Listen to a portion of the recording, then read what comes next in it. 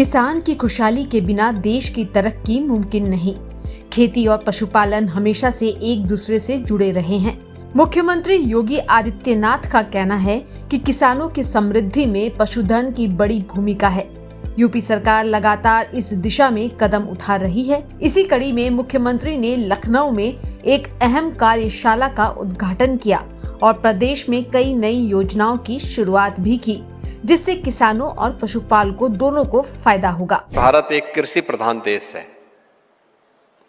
स्वाभाविक रूप से अन्नदाता किसान की खुशहाली और उसकी समृद्धि के बगैर देश में खुशहाली नहीं आ सकती, देश में समृद्धि नहीं आ सकती। भारत जैसे देश में कृषि और पशुधन एक दूसरे से जुड़े रहे हैं, एक दूसरे से अलग नहीं है। जो भी अन्नदाता किसान होगा उसके घर में पशुधन जरूर होगा, और जो पशुपालक है वह खेती बाड़ी के साथ भी अवश्य जुड़ा होगा। इनका आपसी इस संबंध को ध्यान में रखते हुए अन्नदाता किसान की समृद्धि और खुशहाली के लिए पिछले 11 वर्ष के अंदर प्रधानमंत्री मोदी जी के नेतृत्व में जो कदम उठाए गए हैं वो अत्यंत महत्वपूर्ण और सराहनीय है।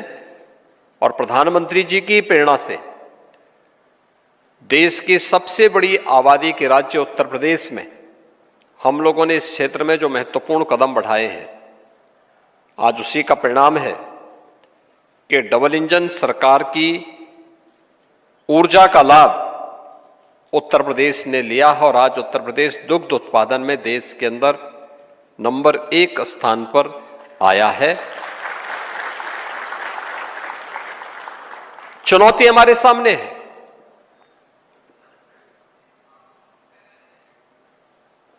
एफएमडी का,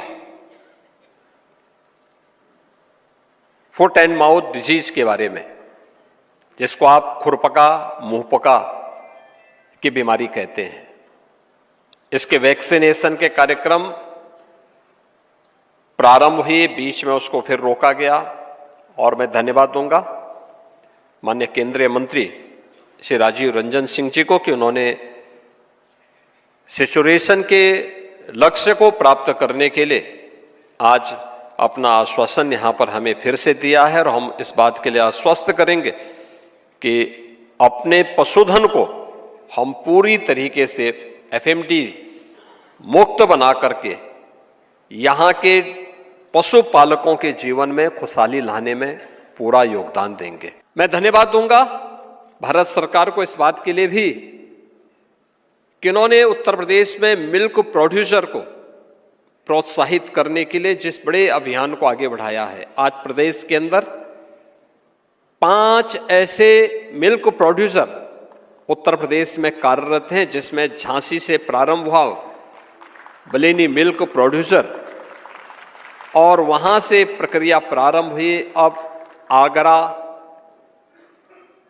गोरखपुर, काशी और अपने प्रदेश में एक अन्य 5 स्थानों पर यह सफलतापूर्वक संचालित हो रहा है। लाखों महिलाएं इस कार्यक्रम के साथ जुड़ी हुई है, जो दुग्ध समितियों के माध्यम से दुग्ध का कलेक्शन करती है, आत्मनिर्भरता के लक्ष्य को ही प्राप्त करती हैं और पशुपालन के क्षेत्र में पशुधन की अच्छी नस्ल हो इसके बारे में भी चिंता करती हैं।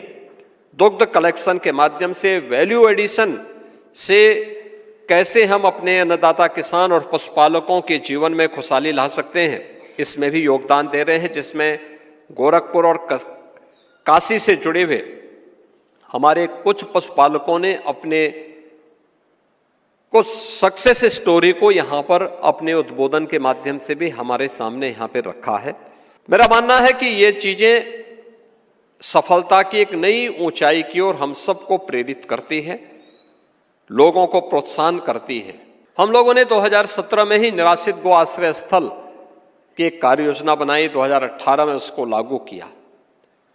और आज मुझे बताते हुए प्रसन्नता है कि 14 लाख से अधिक गोवंश वर्तमान में सरकार की गौशालाओं में या फिर सरकार के द्वारा सहायता प्राप्त पशुपालकों के बीच में आज उनकी देखभाल की जा रही है, जिसमें प्रति गोवंश जो सरकारी निराश्रित गो आश्रय स्थल हैं वहां पर सरकार अपने स्तर पर उनका संचालन करती है, लेकिन इसके अलावा तीन स्कीम हमारी है। एक सरकार स्वयं चलाती है जिसमें 12 लाख से अधिक गोवंश सरकार अपनी निराश्रित गो आश्रय स्थल के माध्यम से उनकी देखभाल करती है। दूसरी स्कीम है जो हम लोगों ने सहभागिता योजना के माध्यम से चालू की है कि किसी भी पशुपालक को हम 4 गोवंश तक देते हैं।